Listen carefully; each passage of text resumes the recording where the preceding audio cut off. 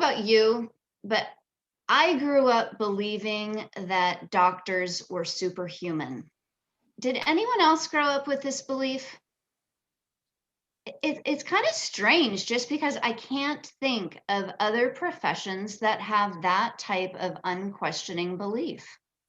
I'm guessing it's because we feel so vulnerable about our own health and the health of those that we love.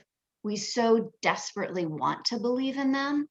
It's understandable, but it's also understandable that they're just human.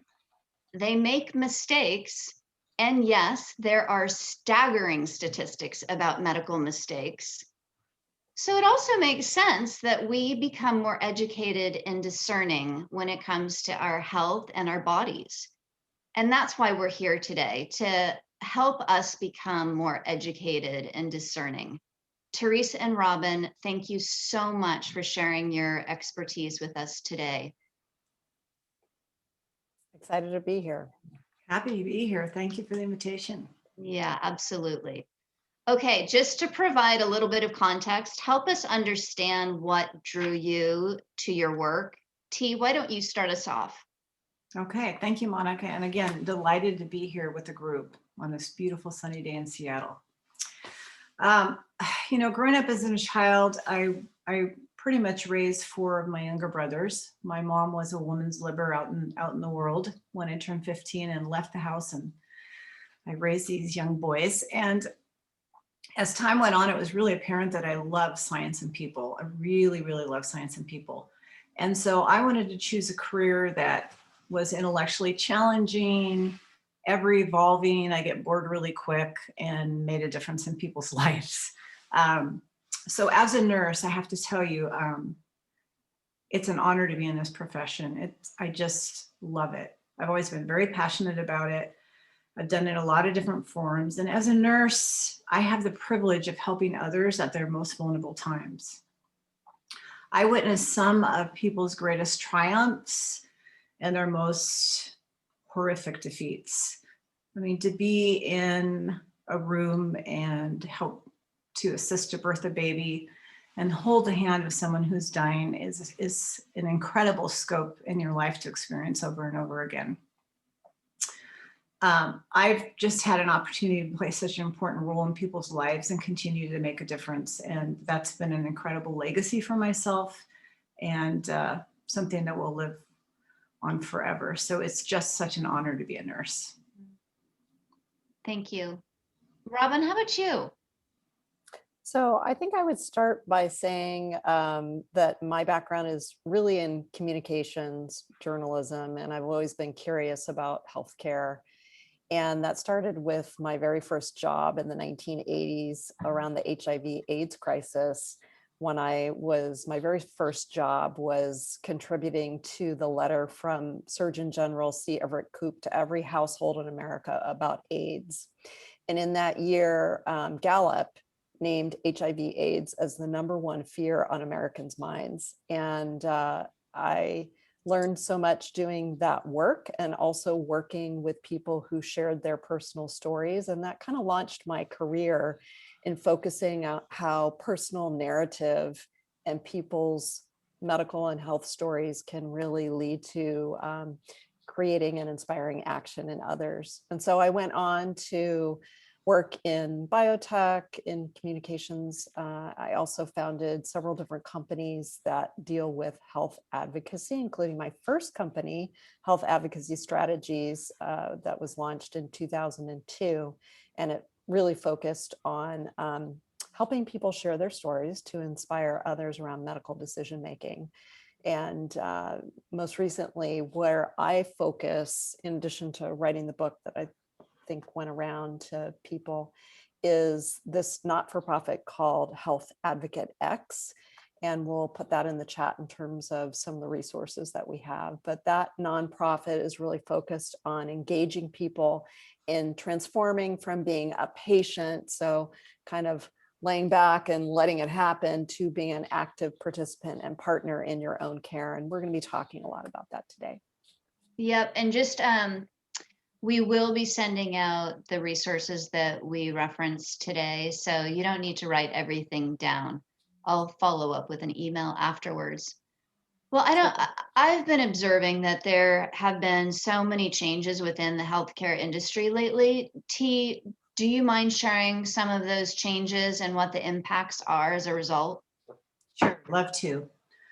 So, gosh, certainly with COVID, what a year we've been through, a year plus. And healthcare is certainly restructuring itself, sitting back and looking at what we could have done better, but this is nothing that we would have ever thought we would have experienced. So I'm sure you're seeing now people are starting going back to the doctor a little bit more. They're vaccinated. Things are somewhat getting normalized. When you're calling to get appointments, they're pretty stepped out because everybody's rushing in there. So I'd encourage anybody that needs to get a physical or do anything that you're putting off, call and get that scheduled now. But if we get over the COVID hump and we look at prior to COVID, healthcare was really restructuring.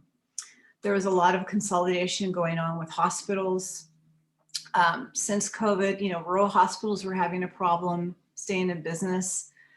They're not similar to city hospitals that really depend on volume care. Rural hospitals don't get that volume care. And with COVID, they really have been experiencing a big time financially. And up until 3 months ago, 5 hospitals in Washington were proposing to close. But thank God the American Resource Plan the American Rescue Plan got passed with all the COVID dollars. I think it was $1.9 trillion. Don't quote me. In March, it was passed. And that's going to be helping those rural hospitals, get a bump up and stay in business, which is really important because there's lots of people, surprisingly, since COVID that have moved out to the rural areas. And what we were afraid of is these hospitals are going to be closing and there would be no care for them. So that's been an incredible thing. A big change, I'm sure that you've all been experiencing, there's limited private practices anymore. They're not there. There's HMOs and physicians are joining larger groups. So as a result, when you go in to see your physician, just for primary care, it used to be an hour. I know when I was seeing my doctor when I was in my 20s and 30s and when I worked in private practice 20 years ago, it was an hour a patient. Now it is literally 17 to 22 minutes per patient. And physicians and practitioners are being asked to see 20 to 25 people a day. So the dynamics really changed. And we could say that's bad, but it is what it is. And the healthcare, more people are in the world. It's getting overtaxed. It's more of a business. So we could get really disappointed by that and feel like the quality of care is going to go down. But I have to ask you to look at the other side as all the positive things that are happening in healthcare, because healthcare now is really moving towards a consumer-centered model where people can shop for their care. And that is not something I experienced with all my years in medicine. I know my mother, who's 85, certainly when I suggest to her, if you don't like that doctor, you don't like that practice, let's look around. She's horrified. It doesn't even in her scope. So it's very different for this generation, but it's a really positive change. And when you go to the doctor now, I know I get an email or a text rating my provider's care. I mean, once again, they want to know how they can do things better with the limited time they have. So the satisfaction surveys are a huge trending change. The dynamic, as Monica talked about, it's changing. I mean, you go into the doctor, very similar to my mother's generation. He knew everything. Now you go into the doctor, and I want to encourage you all to know that it's a partnership and you're there to get care from them. And as a practitioner, I am in medicine to help you and to advocate for you and help you find your way. But you also need to take the position of driving your own care too. So that's a big change. It really is a partnership, and that's really positive. What do you think of, yes. Sorry to interrupt, but throw in telemedicine, and is that helping? I love telemedicine. I mean, as a result of these changes, we have more choices, more freedom.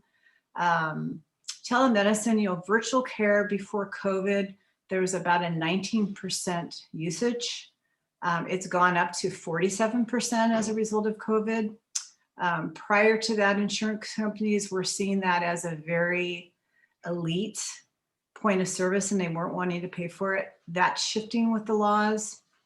So we're seeing that 74%, I read a quote, 74% of people that use virtual care telemedicine are very satisfied.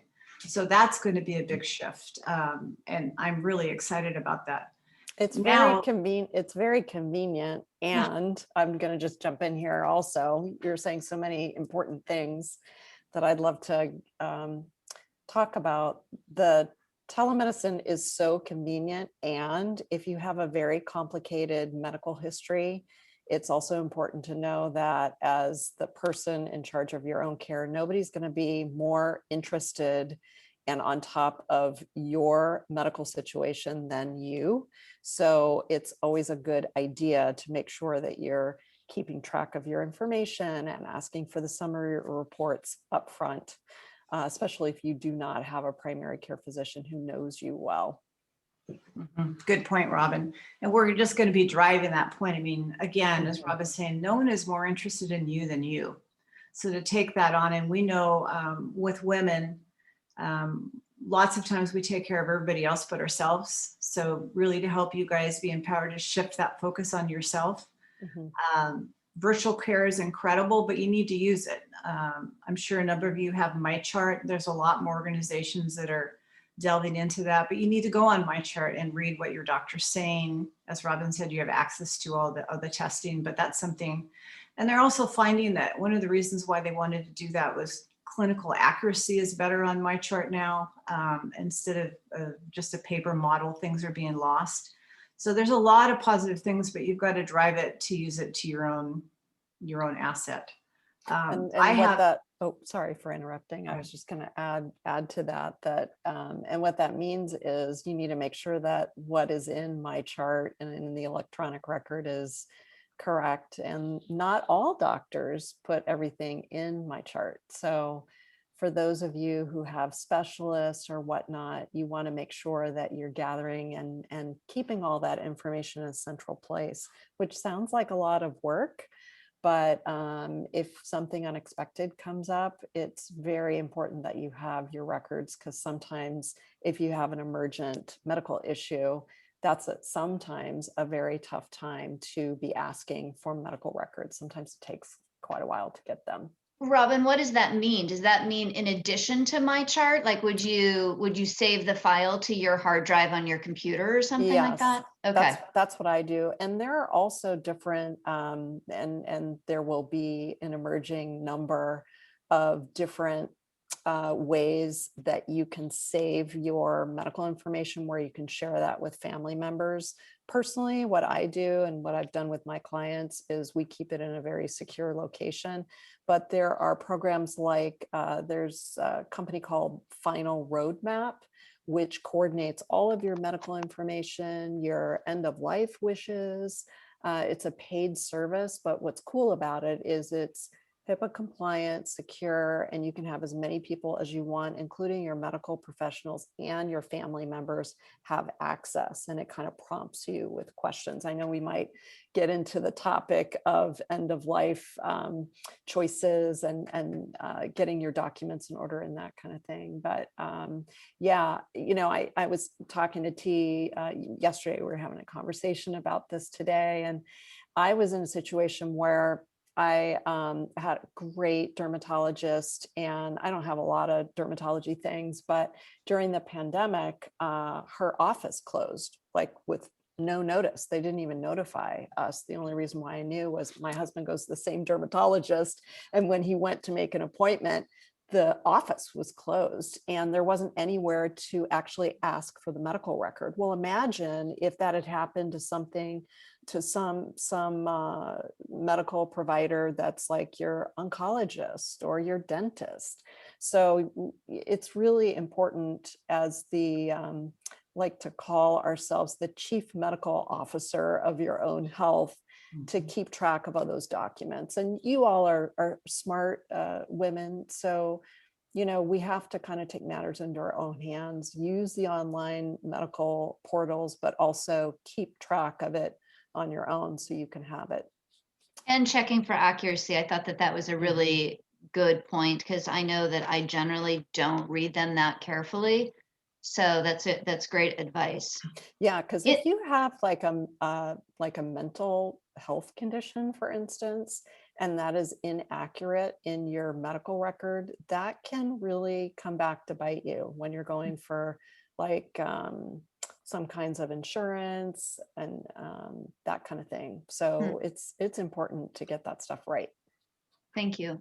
Yeah. And it's Okay, just, so and just, when we were, oh, I'm sorry. T, and did you just, have something to add? yeah. And also, I was just going to add, with telehealth, with people that do work out in the rural areas and live out in the rural areas, it really affords them access to care. So it's a positive thing. I have a client who could not find a psychiatric eval in the Northwest area.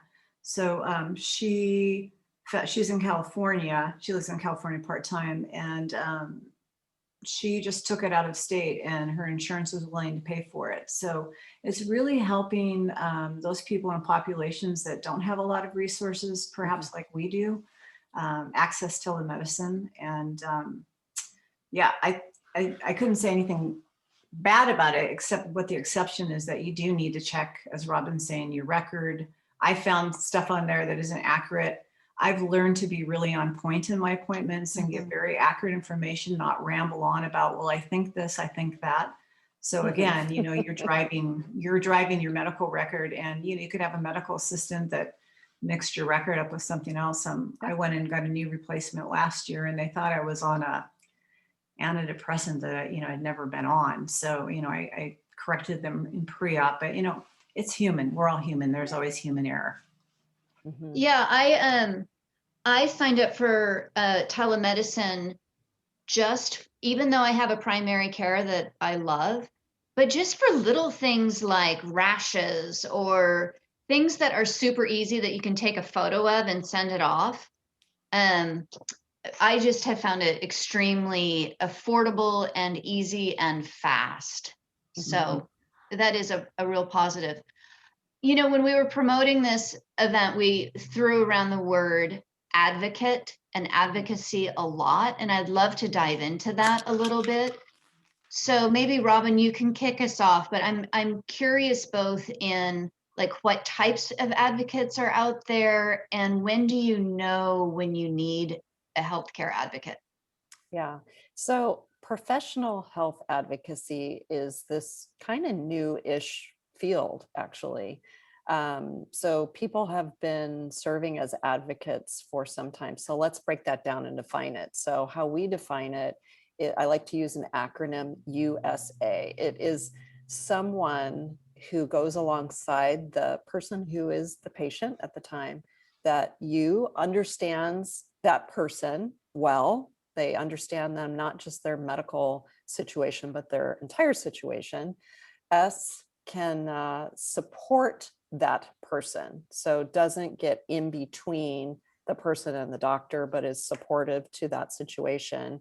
And A, USA, can assert the patient's wishes, which is really important, because a lot of times it's difficult for people when they are in the situation of being a patient to ask clearly for what they would like or need. And so it's always helpful to have someone go alongside.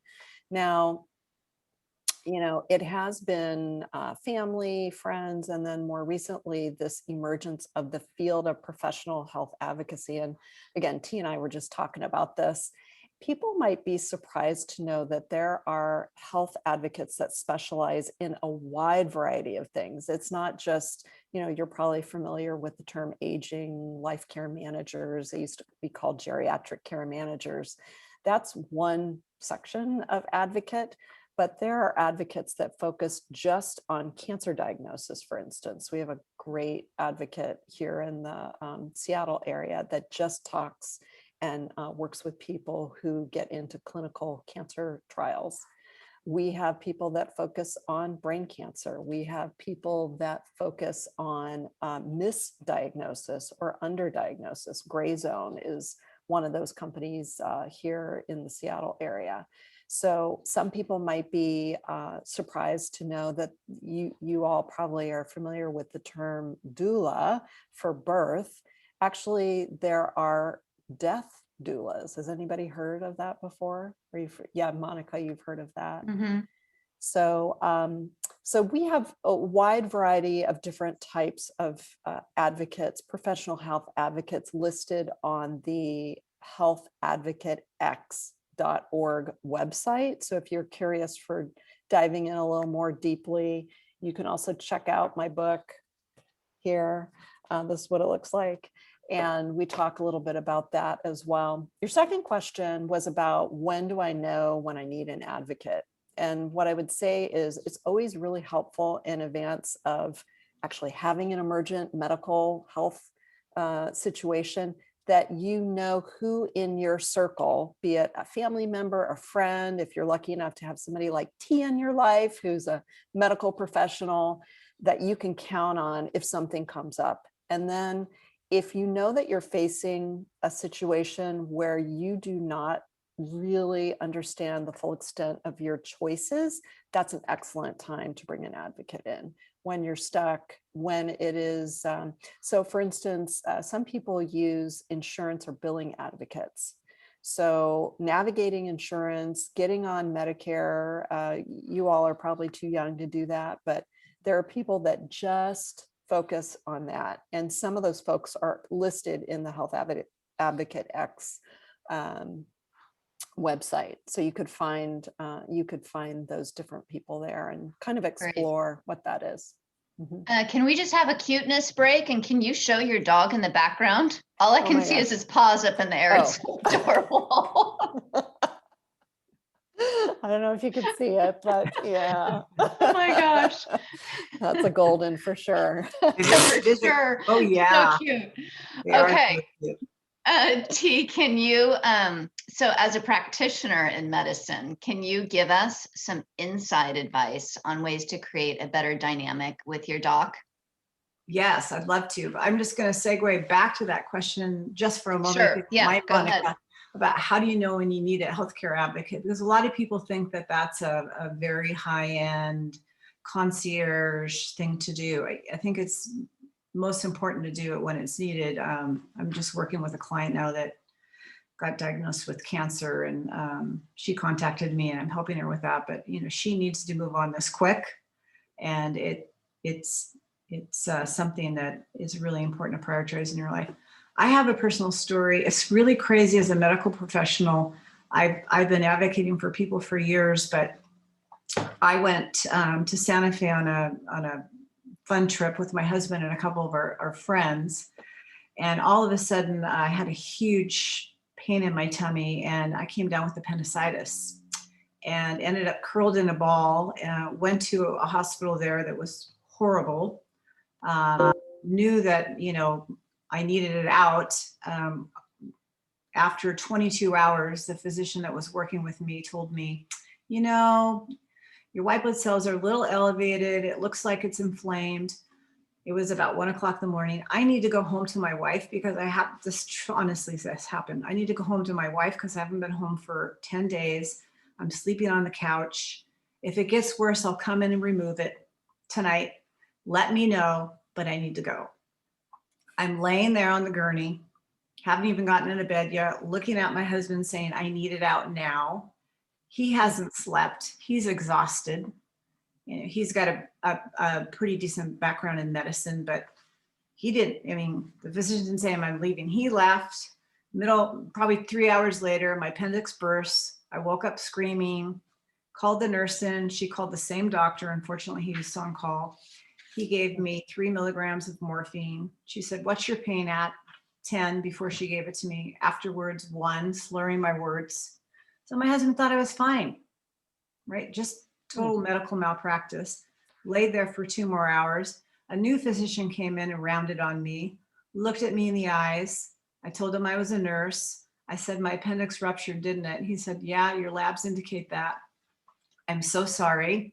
I'm taking you to the OR immediately.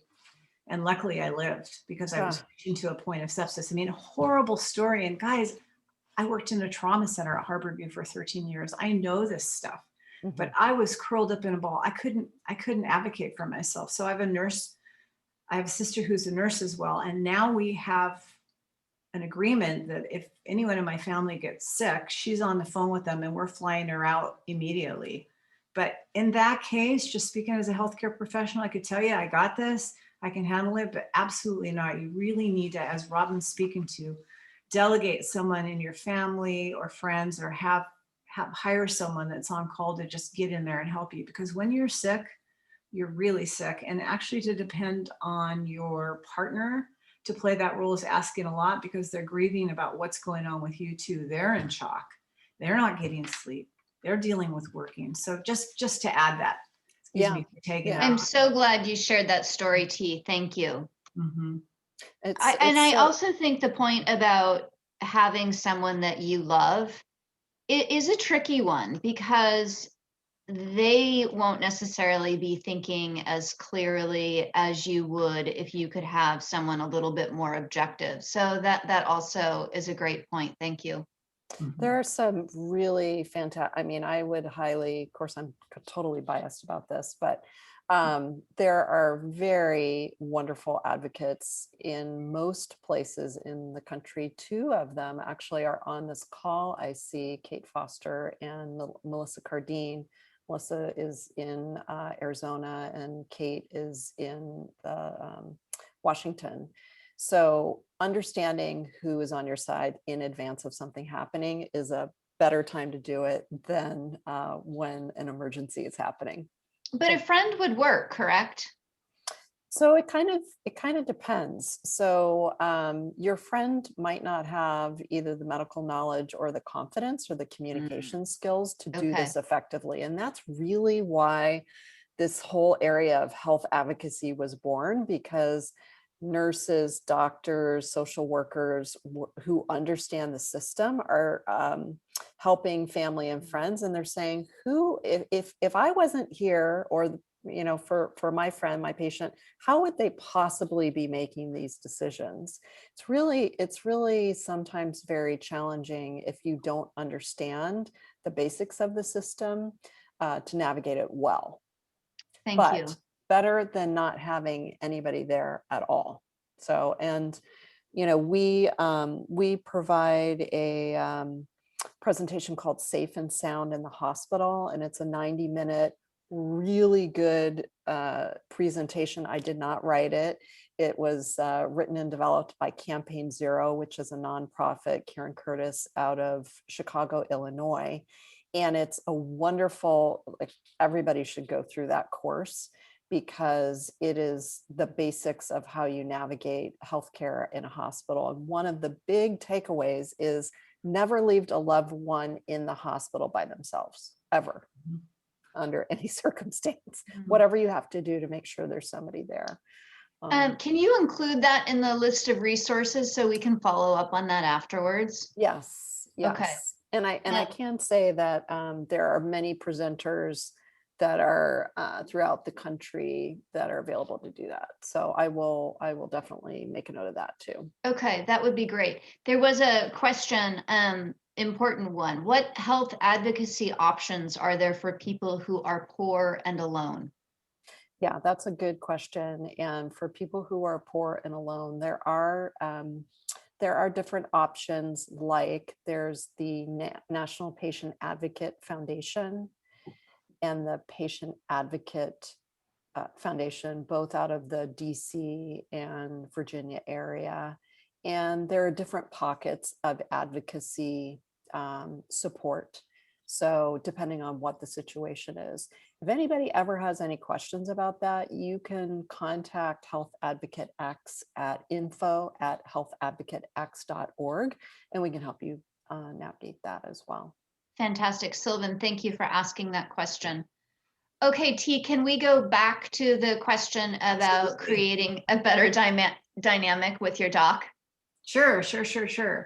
And, working in clinics for years and hospitals and just being kind of in the trenches, I'll be very blunt with you about the tips that my fellow practitioners have. We all powwow about how we could make it a better experience for you as well. So given that you have a limited period of time in this interaction with your physician, it's really important. Something as simple as show up early.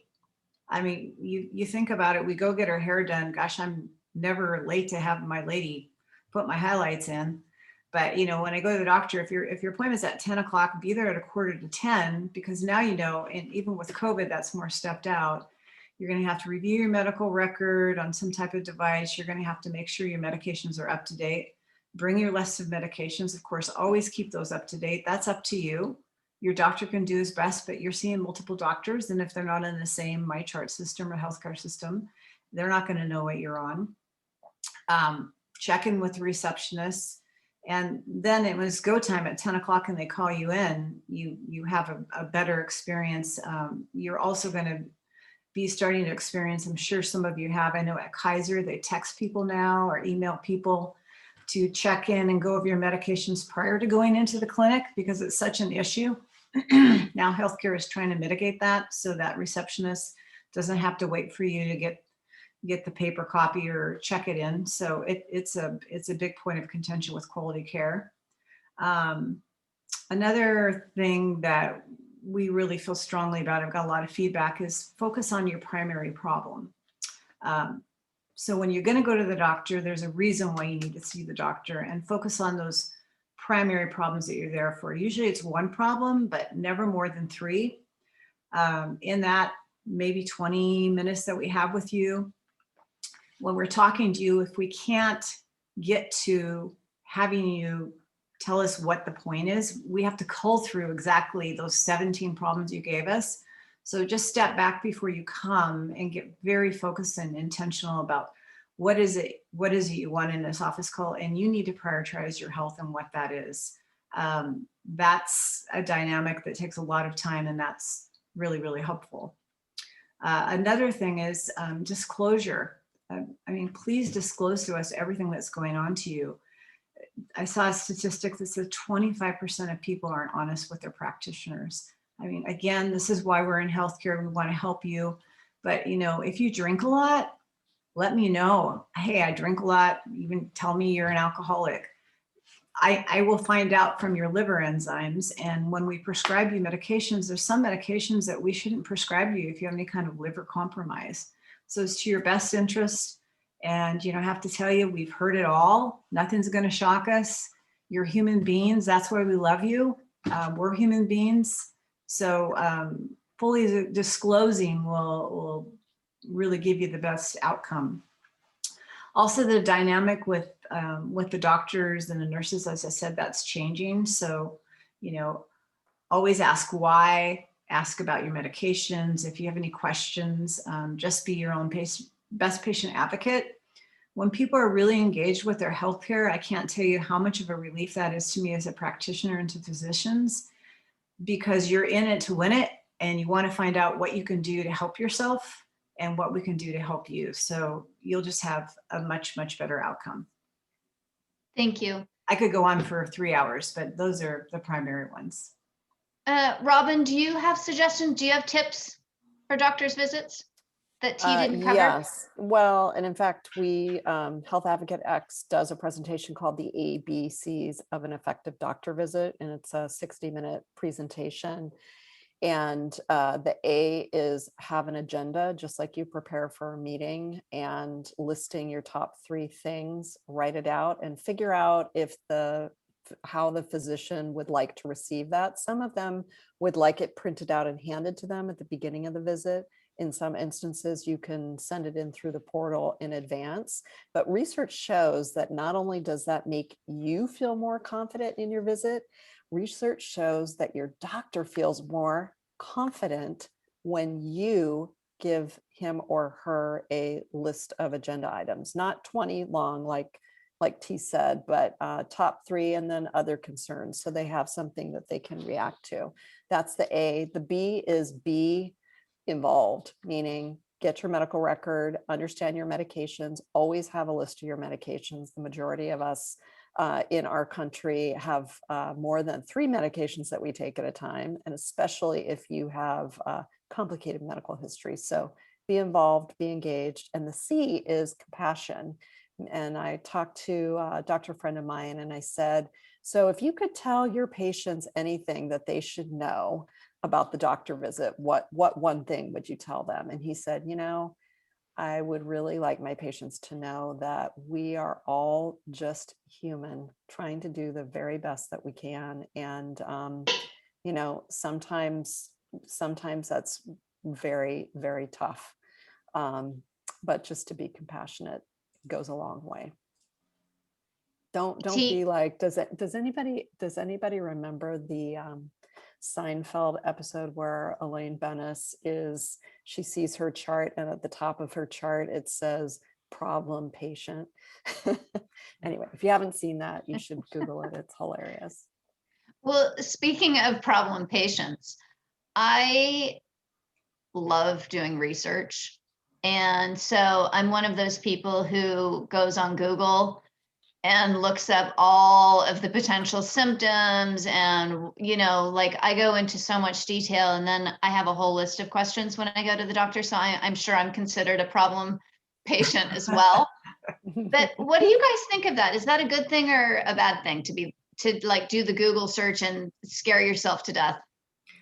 For myself, I think it's, again, I want you to come in being well-informed, but the tone of that isn't that I'm expecting you to come and know exactly what your condition is. You're certainly screening to find out what it is, but don't be afraid to say, hey, I'm not sure I understand what's going on with me, but I found these things. What do you think about this? So once again, it's that more collaborative dynamic you're going to have with your physician. You're partnering here to figure out what's going on. And then again, you get to make the choices about what kind of care you're going to get. You can always refuse care, but another choice, always ask them, what are the other options? What are the other things that we can do to manage that? What can I do in my lifestyle to mitigate this problem? Is there anything else I can do? But, I think it's great, but I would just coach you on, don't go in there expecting that we think that you have to know everything about it, because we're actually quite impressed that you've done that research. But again, in that timing of your, most probably lots of times you go to specialists, you're going to get a little bit more time, but to know that at least you've got some terminology down and you have an interest in it is a great place for us to start and partner with you.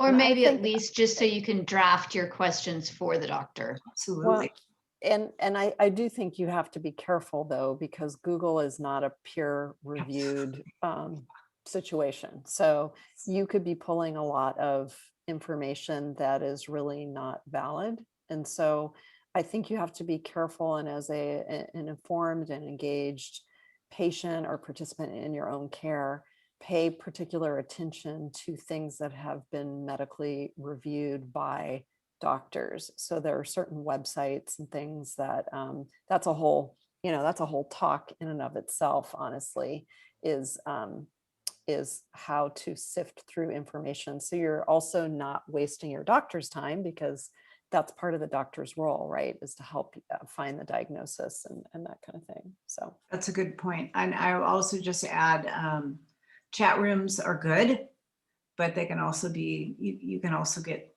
a lot of really uneducated people there that say things that are absolutely not baseline true. So just be very careful about that. Things like, to Robin's point, WebMD, you have to look at credible resources to do it. But, consumers are much more engaged, and, we love that, that you've got a good baseline knowledge. But again, just ask us, hey, what do you think about this? It's all about being really collaborative. Great, thank you. T, do you want to talk more about common mistakes patients make, or do you feel like you covered that pretty well? Yeah, we've covered quite a few of them. I will speak to a couple things. When you do go see a physician, whether it's a specialist or just your general MD, there's sometimes a belief that they are going to be there and address all of your needs. I'll use the example of, I go see my gynecologist for my annual, and I've gained 35 pounds. I'm postmenopausal. I can't get it off. She's saying, yeah, you need to get the weight off. That would be a good thing. And then I leave my appointment. I'm talking to my husband about it. He says, well, what's the plan for you to get your weight off? And I go, well, she didn't tell me what, so I don't know what to do. So that would be, a good point when you're going through the concerns in your office call to say, who can I talk to about this? Because all physicians have a multitude of professionals in their lair they can refer you to. But I have to say, in those office calls, unless you ask, as a practitioner, I don't have time to tell you, hey, I know a really good nutritionist. Unless you engage with me and say, hey, I really want to get on top of this weight thing. Do you know anybody? You could always call your physician back and ask about that. But I feel like that is one of the beliefs that lots of people have. And we can't do it all. We certainly want to help you, but we need to have you engage with us and find out how else we can help you. Mhm. I think that one of the things that was most helpful from the ABCs of an effective doctor visit was the insider's tip also that most people don't know, that you can actually ask for a longer doctor visit that sometimes can be scheduled, but you have to know to ask about that. And sometimes you have to maybe call your insurance to make sure it's covered. But doctors do actually have some doctors have the ability to do a longer visit. And so understanding that you can ask for that is one thing. And then secondly, how can you get your questions answered if they're not answered during the visit? Ask your physician, what's the best way to do that? Do you need another follow-up visit? Can you do it through the portal? Is there a nurse practitioner that might be able to do that as a follow-up? So engaging in those kinds of questions. I think a lot about health advocacy is just really communication and Mhm. knowing the questions to ask, and Yeah. also having the confidence to ask the questions and not feeling intimidated or like you're going to be bothering someone. One of the things from the Safe and Sound in the Hospital presentation that I think is one of the most valuable things that I learned was that a majority of people get sent right back to the hospital after they get discharged. It's like I don't know, like a third of the people are sent back. And that is very costly and it's very dangerous. And one of the reasons why that is people do not want to get back in touch with their doctor to complain. They don't want to do that. And so instead, it would be really helpful to understand what red flags are in whatever the situation that you have, so that you're communicating appropriately and not holding back. We as women are sometimes intimidated or just not confident saying, I'm sure it's fine. I don't want to be a bother. I'll get over it, stiff upper lip kind of thing. And in some instances, those are big red flags that need to be attended to. I'm curious about the money side of it. And I know sometimes I feel a little bit intimidated when my doctor is recommending tests to ask. Is it okay to ask, well, what will that cost? And will my insurance cover it at the time? Like, do they have the ability to answer that? Or do you No. recommend you always ask those questions? Yes. So there's new legislation that was passed, I think it was 2 years ago, that require, and T probably knows even more about this than I do, but that requires that hospitals disclose what things cost and that they actually post it on the website.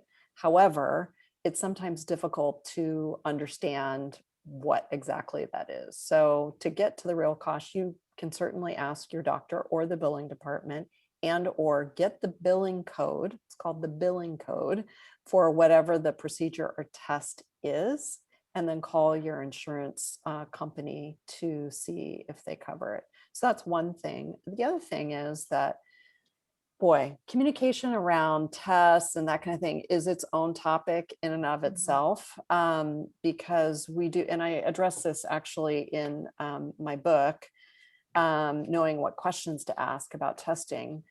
One of the things to keep in mind that you always want to ask is, what do we hope to learn from this test and what will we do with that information? Because if it is nothing or it won't change anything, you might not need that test. Great point. Yeah. And I learned so much from Robin's book. I highly recommend it. I can't believe we're already running out of time. I do want to touch on planning for the unexpected, like a serious or life-threatening illness. Robin, do you want to tackle that one? Well, I think what we were talking about before, and it's so timely because tomorrow is National Healthcare Decisions Day. Who knew? But we did.